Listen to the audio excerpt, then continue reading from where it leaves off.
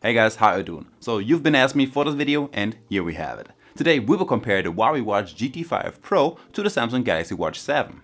I really like both of these watches, but each one definitely has its own benefits, and today we will check out all of the things these two watches has to offer. First, let's take a look at the design and the specification, and I guess let's start with the GT5 Pro. This watch is available in two different sizes. There's a larger 46mm version that I have here today, and you can get the 42mm version, but this one is a woman's smartwatch. There are also a bunch of different colors available, like there's an all black version, there's a white and a ceramic white version, but today we will stick to the larger 46mm black version, and this one will cost you 380 euros right now. Since the GT5 Pro is a sport watch, this one isn't actually that heavy. It only weighs in at 53 grams, but the Galaxy Watch 7 is still a little bit lighter with just 34 grams if we're talking about a bigger 44mm version. The GT5 Pro is a big 46.3mm smartwatch with a titanium alloy frame and a 1.43-inch AMOLED always-on touch display. It runs on both iOS and Android smartphones, whereas the Galaxy Watch 7 is only compatible with Android smartphones. But again, the GT5 Pro may run on iOS and Android smartphones, but only on Huawei or the Honor smartphones you'll get to use the Celia voice assistant. So you're a little bit limited over here as well. Now this watch has a flexible 22mm fluoroelastomer strap, and it is water resistant up to 5 ATM, plus it is IP69K certified, and you can even dive with this one up to a depth of 40 meters. That is something that you cannot expect to get on a Galaxy Watch. Now design wise, we have an octagon shaped bezel with two physical buttons on the side. The upper crown is rotatable and you can scroll through your messages, and the lower one opens up your workouts by default, but you can also connect this one to any other of your apps that you have on your smartwatch. Now the Samsung Galaxy Watch 7 is also available in two different sizes. You got a 44 and a 40mm version, plus you can decide to get just the Bluetooth version, or you can upgrade to the LTE version. Now today we will stick to 44mm Bluetooth version, and this one also comes in a variety of different colors, like this green version, you got a silver and a cream one. So this large one has a 1.5-inch Super AMOLED display, which is protected by sapphire crystal glass, and you of course also have an always-on display mode. Instead of the titanium alloy case that we have on the GT5 Pro, we have an aluminum case on the Galaxy Watch 7, and once again two buttons on the side with which you can open up the voice assistant, you can open up your recently opened apps, Samsung Wallet, and many more things. By the way, the navigation on both of these watches is pretty different. Now on the GT5 Pro you can basically only swipe on a display and rotate the crown, and on the Galaxy Watch 7 you will get a haptic bezel which allows you to scroll through your tiles and your workouts. Now something that I really like about Samsung smartwatches are the straps. Not only are they pretty comfy, but you basically only have one size of straps, which is a 20mm one, and the only difference is the length. There is a small to medium band and a medium to large band, and that's it.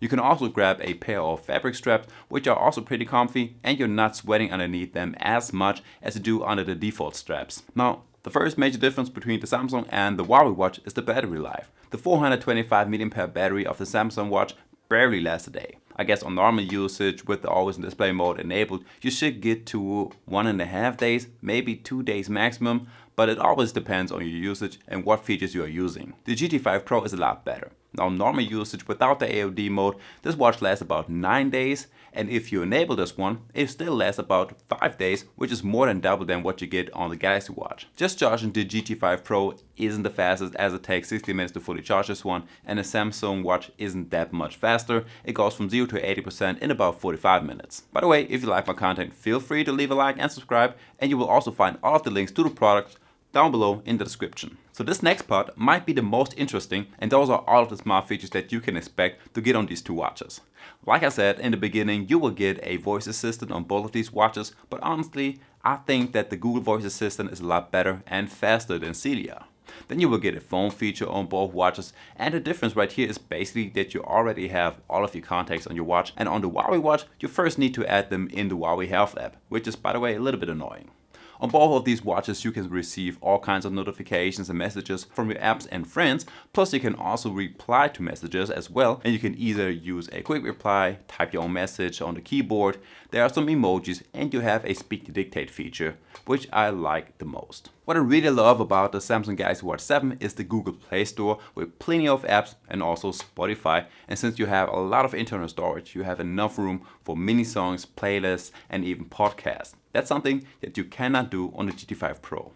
Both of these watches have a huge watch face store with many watch faces that you can download and also customize. You can change all kinds of things on these watch faces like the color, the style, and even the complications, but some customizations are only available on the GT5 Pro, like for example you can edit your tiles. There are multiple apps on one tile and you can swap these out anytime you want to for any others. And you got multiple tiles on which you can do that. On the Galaxy Watch 7, you've got things like gesture controls, you can change the watch orientation, which basically flips the screen upside down. You can rearrange your tiles by long pressing on them, but you can also swap the positions of your apps when you scroll down. You've got the Google Maps and a fall detection. So I would say feature-wise, you have a bit more on the Galaxy Watch 7. Now let's check out the health features, and of course you will get a heart rate monitor on both of these watches that track all day and all night, plus you will get some heart rate alerts. But in my test, the GT5 Pro was a bit more accurate, especially if you're doing some interval workouts. Both of them come with a good working sleep tracker that keeps track of your sleep duration. You will get a sleep score and analysis and your sleep cycles. But a Galaxy Watch can also detect if you are snoring.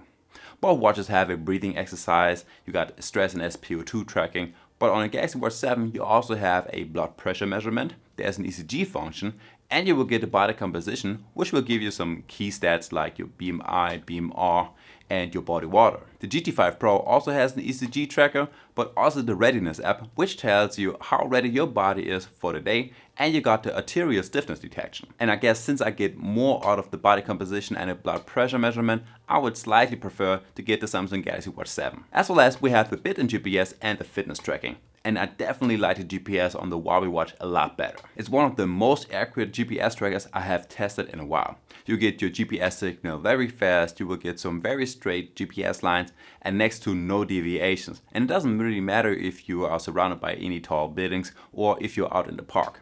The Galaxy Watch 7 is still good, but just not as good as the GT5 Pro.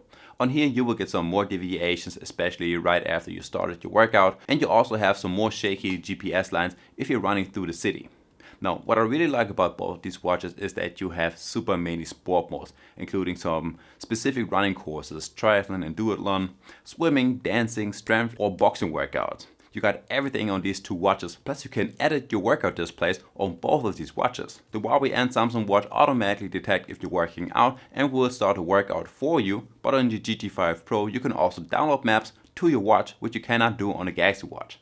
And I guess I don't have to mention that you have all of the standards like you can set goals, alerts, and you get an auto pause function.